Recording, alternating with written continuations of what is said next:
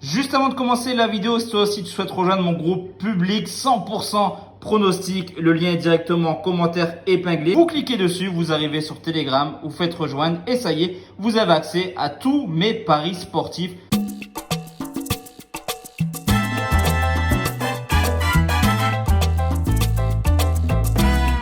Yo la team, j'espère que vous allez bien, que vous avez passé une excellente journée. On se retrouve ce soir pour une nouvelle vidéo de pronostic sportif.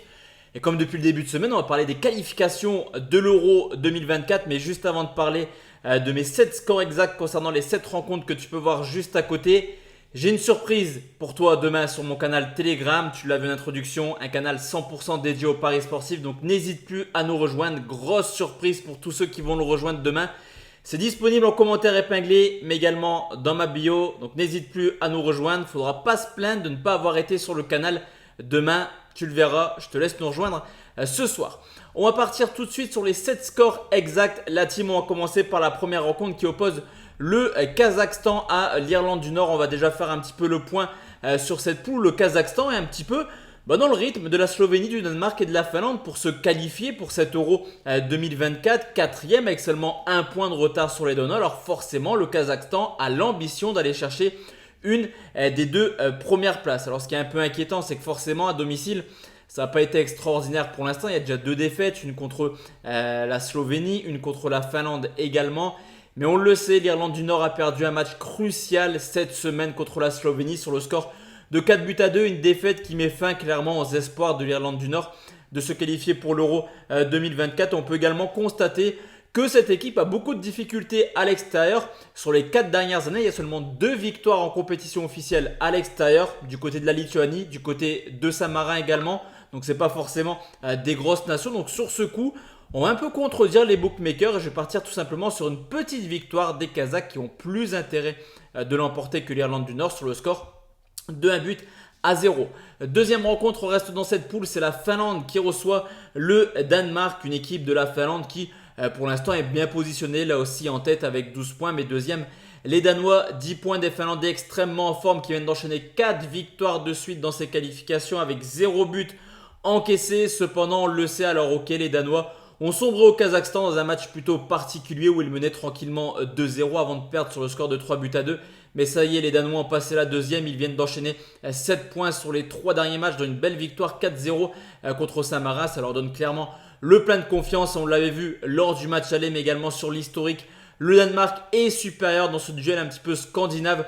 Donc sur ce coup, je vais partir là aussi sur une cote plutôt intéressante qui est tout simplement la victoire du Danemark et je vais partir sur un score exact de 2-0 pour les visiteurs. Troisième rencontre et là on va partir sur une petite surprise. La team, c'est l'Albanie qui reçoit la Pologne, une équipe d'Albanie qui après s'être qualifiée pour l'Euro 2016 est encore en course pour se qualifier à l'Euro 2024. À mi-parcours, ils ont 7 points, un point de moins que les Tchèques qui sont premiers, un point de plus que les Polonais qui sont troisièmes. Donc clairement ça devrait se jouer entre ces 3 pays-là, même si la Moldavie est juste derrière.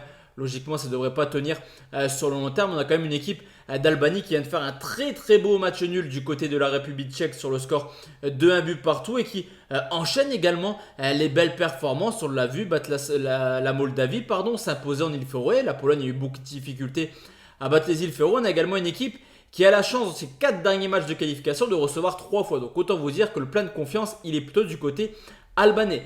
Pour la Pologne, c'est un petit peu différent. Ils ont galéré contre les îles Féroé, ils avaient galéré contre l'Albanie également. Lors du match aller, il y a eu 2 défaites en République tchèque, pas forcément inquiétant, mais surtout en Moldavie sur le score de 3-2. On a quand même une tendance à voir la Pologne un petit peu être en régression sur ces dernières années. Donc on va partir sur une petite surprise et je me dis que le nul pour l'Albanie, ça pourrait être une très belle opération pour la Pologne également au final. Donc on va partir sur un match nul, un but partout. On va se direction le groupe de l'équipe de France, c'est la Grèce qui reçoit tranquillement Gibraltar. Alors la Grèce qui avait très bien commencé sa campagne avec 2 victoires mais qui vient de sombrer contre l'équipe de France et également contre les Pays-Bas. Une défaite 1-0 contre la France, une défaite 3-0 contre les Pays-Bas. Alors il n'y a pas de drame dans le sens où un petit peu comme l'Albanie, la Grèce aura la chance de recevoir 3 fois lors des 4 derniers matchs. Ils peuvent très bien venir embêter encore une fois les Pays-Bas qui se déplaceront en Irlande. Donc sur ce coup, La victoire, elle est quasiment assurée. On le sait, Gibraltar, c'est un petit peu comme Saint-Marin, alors à moindre mesure, hein.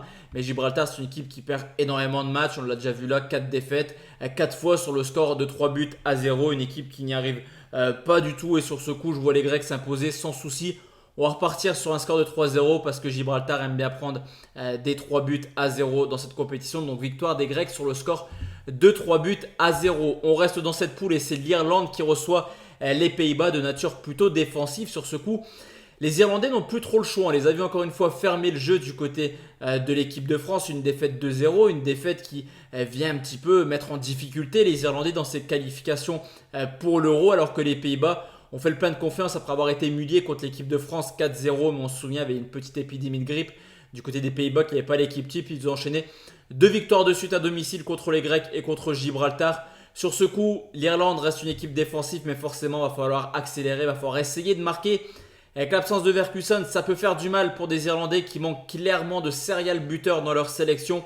Donc sur ce coup, je vais partir sur une victoire des Pays-Bas qui me semble un peu mieux armée quand même que les Irlandais sur le score de 2 buts à 0. On va parler maintenant de la Serbie dans le groupe G. La Serbie qui se déplace du côté de la Lituanie, des Serbes qui ont été défaits cette semaine à domicile contre la Hongrie. C'est dommage car en cas de victoire, les Serbes auraient pu vraiment prendre 5 points d'avance sur Monténégro et quasiment assurer leur qualification. C'est pas fini pour eux, il va falloir se déplacer en Lituanie. Il va falloir essayer d'aller chercher 3 points. Cependant, au vu de l'état de forme de la Lituanie, ça devrait passer plutôt sans souci. Une équipe qui montre quand même quelques difficultés. Alors ok, il y a eu 2 nuls à domicile contre la Bulgarie et Monténégro, mais on le voit dans ce classement, la Bulgarie et Monténégro ne sont pas forcément au top. Tout semble quasiment joué. Je vois mal comment la Hongrie et la Serbie ne peuvent pas se qualifier dans cette poule, mais il va falloir gagner, il va falloir prendre des points. Et ça doit passer par une victoire pour les Serbes du duo Vlahovic contre Mitrovic, extrêmement prolifique encore une fois. Et je vois les Serbes s'imposer sur le score de 2 buts à 0. Enfin la team, la dernière rencontre, c'est un petit peu pour le fun. J'ai envie d'aller chercher un score exact sur cette équipe de Saint-Marin qui reçoit la Slovénie. Alors forcément, on va rien vous expliquer dans cette vidéo. Saint-Marin, c'est la pire équipe d'Europe. Je me demande même si ce n'est pas l'une des pires équipes du monde. Encore une fois, 5 matchs, 5 défaites, 17 buts encaissés, 0 marqués. Alors c'est un peu mieux que les années précédentes. C'est vrai qu'il y a pas eu des grosses rousses. 2-0 contre l'Irlande du Nord, 2-0 contre la Slovénie. Il y en a eu 6 contre la Finlande. Mais bon, dans l'ensemble, c'est un peu mieux qu'on va dire que les années précédentes. Je te l'ai dit également tout à l'heure. Finlande 12 points, Danemark 10, Slovénie 10, Kazakhstan 9. On n'a pas le temps de perdre des points. Je vois mal comment la Slovénie ne pourrait pas s'imposer, même largement. Surtout que dans cette poule, ça pourrait peut-être se jouer à la différence de but générale, vu qu'il y a pas mal d'équipes qui sont plutôt proches. Donc on va partir sur une large victoire des Slovènes. Allez, on va dire 4-0 sur ce coup pour la Slovénie. Donc voici la team, mes 7 scores exacts concernant les rencontres de demain. On se retrouve forcément demain soir pour une nouvelle vidéo concernant les qualifications de l'Euro 2024.